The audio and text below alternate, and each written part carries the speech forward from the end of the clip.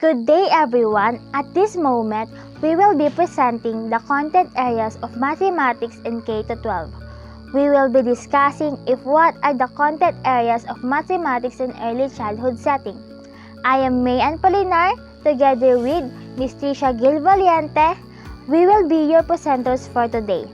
Before we start, may we remind you to listen attentively because we will be having an activity at the end of this discussion.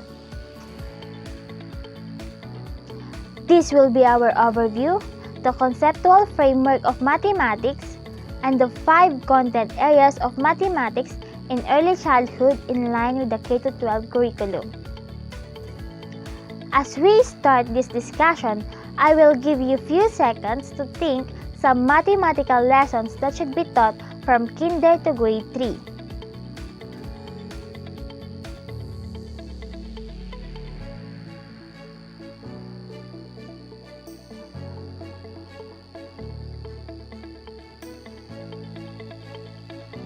Okay, time is up. If you think that teaching shapes, numbers, patterns, and operations for kinder to grade 3 is necessary, then you are correct. These are only some examples of the mathematical lessons that we can teach for the children. Now, let us define mathematics according to the K-12 curriculum. Mathematics is one subject that pervades life at any age and in any circumstance. Thus, its values goes beyond the classroom and the school. Mathematics as a school subject, therefore, must be learned comprehensively and with much depth. We all know that math can be everywhere. The way we do things can be considered as a form of mathematics. That is why teaching this subject to the children is necessary for them to prepare in dealing the world. The twin goals of mathematics in the basic education levels are critical thinking and problem solving. First, let us define what is critical thinking. According to Scriven and Pohl, 1987, critical thinking is the intellectually disciplined process of actively and skillfully conceptualizing, applying, analyzing, synthesizing, or evaluating information gathered from or generated by observation, experience, reflection, reasoning, or communication as a guide to belief and action. For example, for us to develop the critical thinking skills of our students, we can conduct activities like patterning or sequencing. The second one is problem solving. According to Polya, problem solving is a mathematical problem solving, finding a way around a difficulty, around an obstacle, and finding a solution to a problem that is unknown. Having a well-defined set of high-level skills and processes, desirable values and attitudes, and appropriate tools must be taken into account for us to achieve these twin goals of mathematics in the basic education levels. Now, let us define the 5 content areas of mathematics.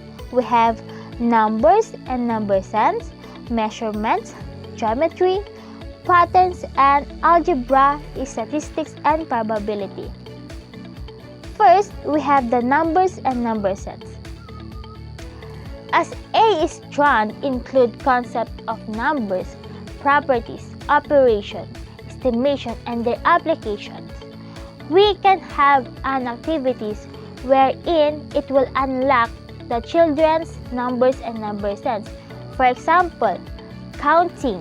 We can teach them how to count properly. The next one is the measurement. Measurement as a strand includes the use of numbers and measures to describe, understand, and compare mathematical and concrete objects. It focuses on attributes such as length, mass and weight, capacity, time, money, and temperature, as well as applications involving perimeter, area, surface area, volume, and angle measure. The next one is the geometry. Geometry, as A is strand, includes properties of 2 and 3-dimensional figures and their relationship, spatial visualization, reasoning, and geometric modeling and proofs. For examples, presenting them the shapes. It will help the children's imaginations and thinking skills to be developed. The next one is the patterns and algebra.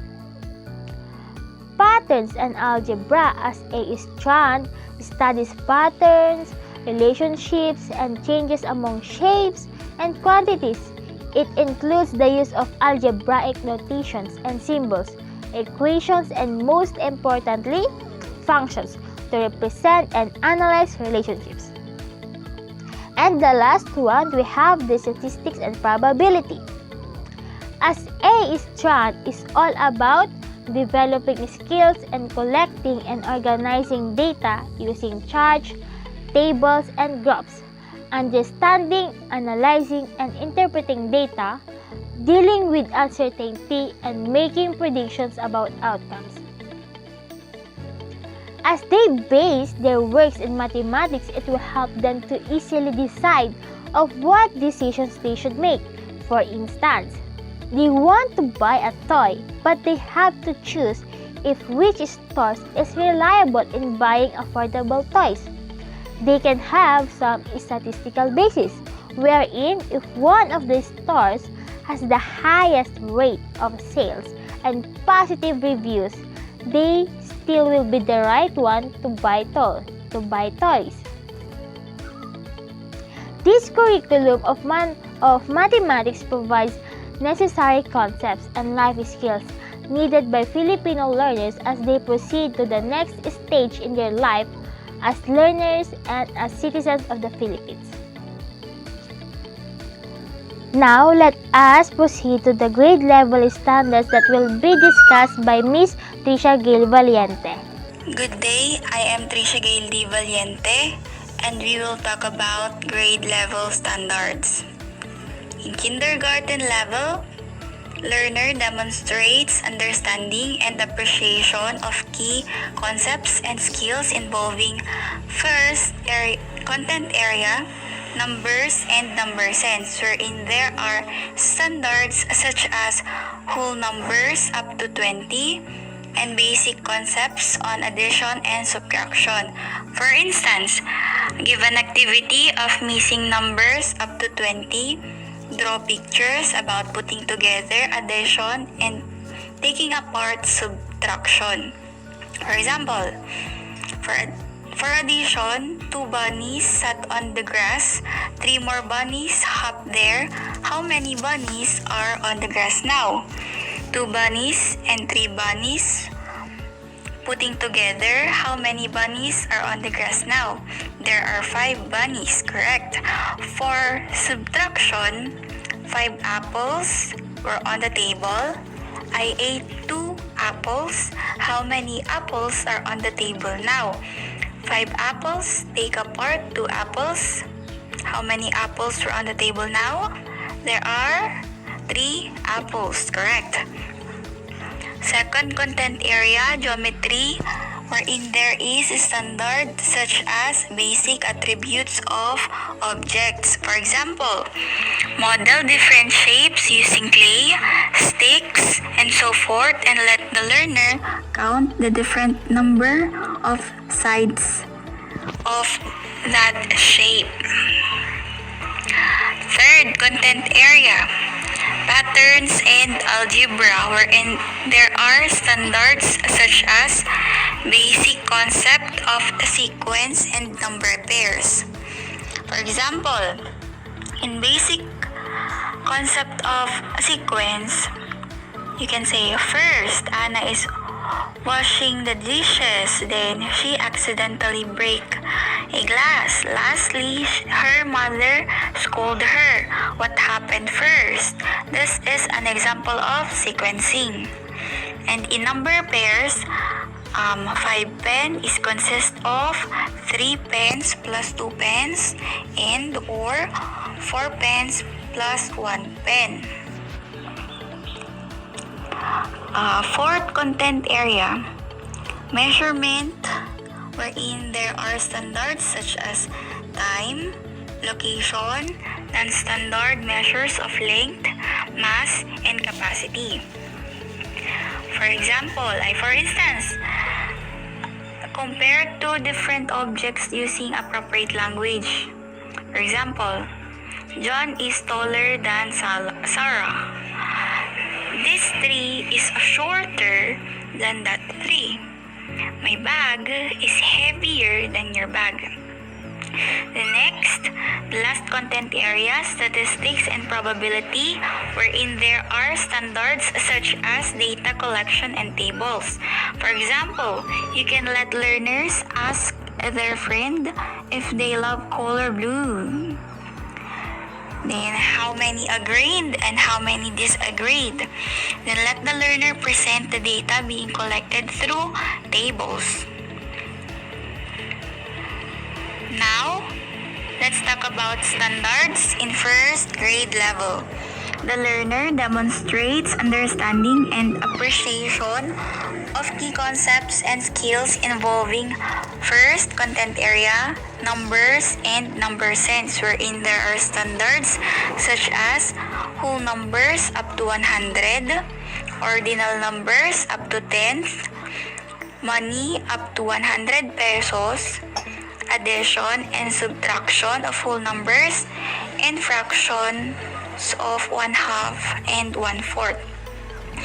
For example, you can have an activity of missing numbers up to 100 to train your learners in counting correctly.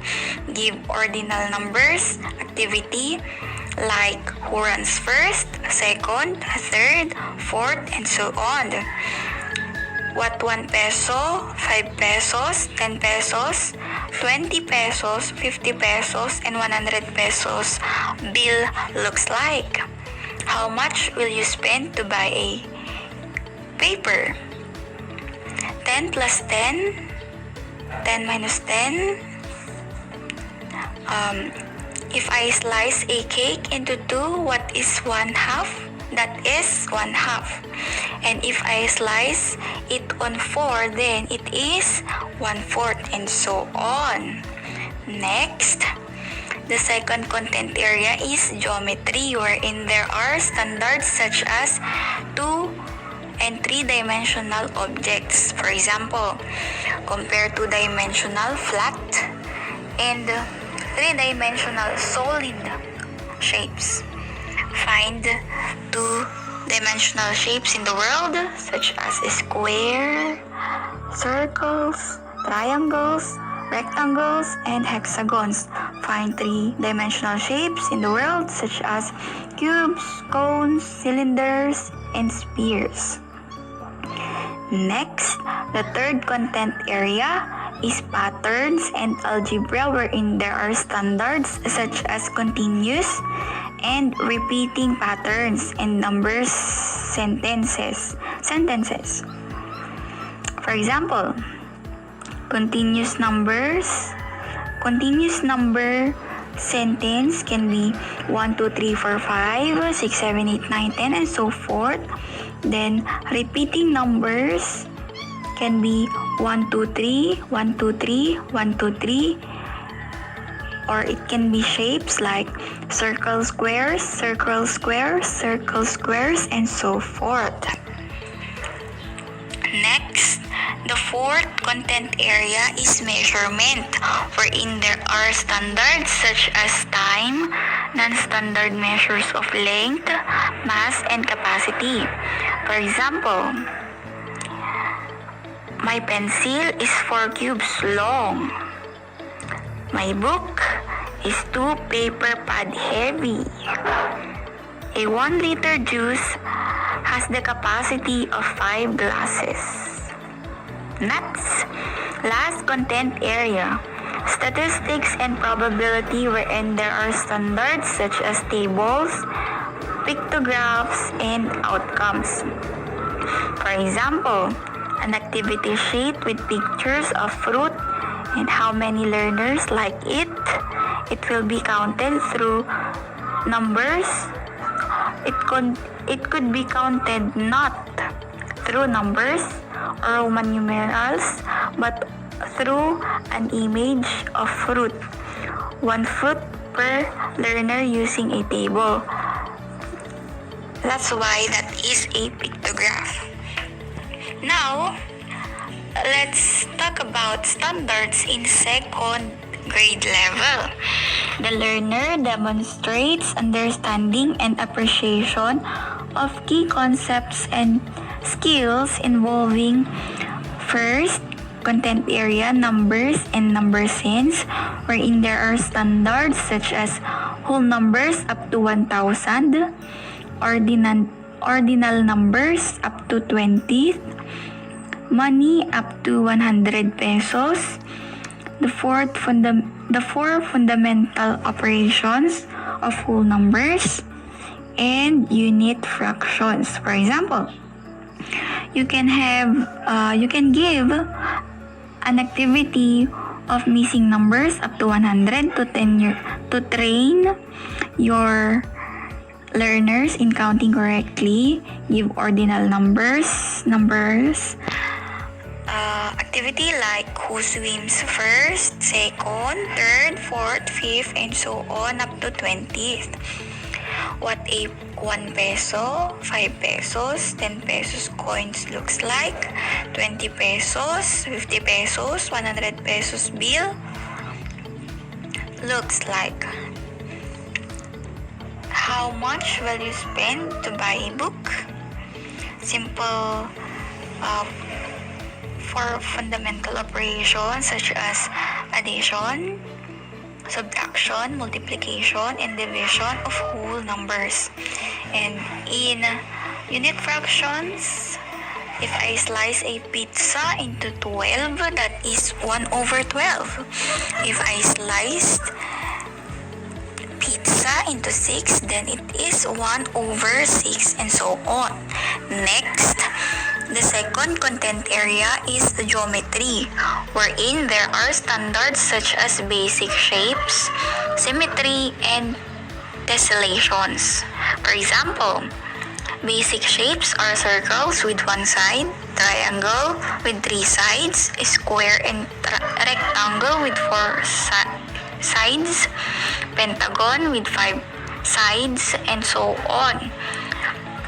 And you can ask, can you find basic shapes outside your home or outside your community? Symmetry is when you fold a circle, cut paper into 2, and produce identical faces that actually fits to each other. That is symmetry. A shape that is said to tessellate if an infinite number of that shape can be put together, leaving no gaps. For example, a square tessellates where you put together the squares to produce a square tessellates. It looks like ice cube molder. Next, the third content area is patterns and algebra, wherein there are standards such as continuous and repeating patterns and number sentences. For example, a continuous number sentence can be 1, 2, 3, 4, 5, 6, 7, 8, 9, 10, and so forth. Then in repeating numbers, it can be 1, 2, 3, 1, 2, 3, or it can be shapes like circle, square, and so forth. Pattern families is also anchored, where it can be AB pattern like heart flower, or ABB pattern like heart flower, heart flower. And you can also ask learner to write their reflection, what they have learned about patterns. Next, the fourth content area is measurement, wherein there are standards such as time, length, mass, and capacity. For example, what is your favorite time? What time our class is being started? What time do you wake up in the morning? Give an activity sheet about length, mass, and capacity. For example, 1 kilogram is equal to 1,000 grams. Then 2 kilogram is equal to 2,000 grams. If 1 kilometer is equal to 10 meter is equal to 1,000 meters, then 2 kilometer is equal to 2,000 meters. The capacity of one basin is 5 cups of water. The capacity of 1 coffee cup is more than a tablespoon, and so forth. Next, the last content area is statistics and probability, wherein there are standards such as tables, pictograph, and outcomes. For example, an activity sheet with picture of a dog, cat, and hamster with a question, who is your favorite pet? Learner may ask his or her classmates the question and let them vote by putting paw print instead of numbers or Roman numerals. Then the learner will present his or her data being collected using a table.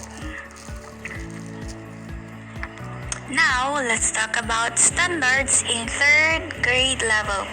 The learner demonstrates understanding and appreciation of key concepts and skills involving first, content area, numbers, and number sense, wherein there are standards such as whole numbers up to 10,000, ordinal numbers up to 100, money up to 1,000 pesos, the 4 fundamental operations of whole numbers, proper and improper fractions, and similar, dissimilar, and equivalent fractions.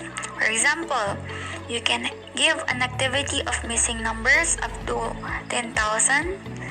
Train your learners to in counting correctly. Give ordinal numbers activity like who climbs first, second, third, fourth, and so on up to 100. What a 1 peso, 5 pesos, 10 pesos coin, 20 pesos, 50 pesos, 100 pesos, 200 pesos, 500 pesos, and 1,000 pesos bills looks like. How much will you spend to buy shoes? Simple addition, subtraction, multiplication, and division of whole numbers like 1,000 plus 1,000 is equal to 2,000. 2,000 minus 1,000 is equal to 1,000. 1,000 multiplied by 4 is equal to 4,000. And 4,000 divided by 2 is 2,000.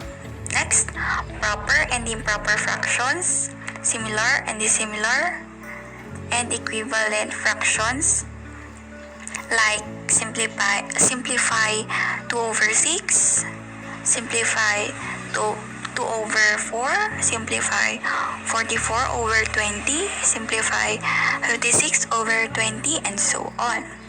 Next, the second content area is geometry, wherein there are standards such as lines, symmetry, and tessellations. For example, give an activity sheet about 2-dimensional properties, wherein learner will draw lines of symmetry in each shape and name the shape. For instance, I will give an example. Count the sides. Then it is 4 sides. Draw lines. It is 4 lines of symmetry. When you write the name of the shape, it is square, and so on.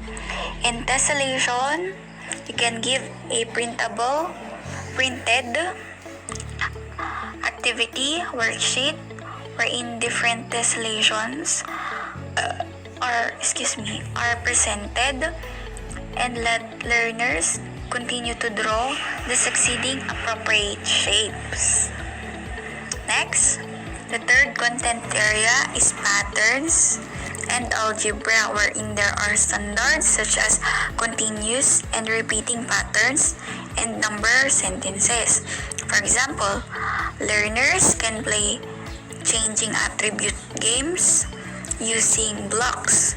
It is based on the stated patterns that should be matched according to the pattern rules, such as its thickness, its color, shapes, size, and so on. This will enhance patterning skills of learners. Next, the fourth content area is measurement, wherein there are standards such as conversion of time, length, mass, and capacity, area of squares, and rectangle. For example, 1 week is equal to 7 days. 1 day is equal to 24 hours. 1 hour is equal to 60 minutes, and so on. Give an activity sheet about conversion of length, mass, and capacity. For instance, if 1 kilogram is equal to 1,000 grams, then 5 kilogram is equal to 5,000 grams. If 1 kilometer is equal to 1,000 meters, then 6 kilometer is equal to 6,000 meters. The capacities of 2 tumblers are 8 cups of juice. Then, the area is the number of square units inside a shape. It is length multiplied by width. If the square has 3 units length and 4 units width, it has an area of 12 units. Next, the last content area, statistics and probability, wherein there are standards such as tables, bar graphs, and outcomes. For example, let learners have their own bar graphs about eating apple contest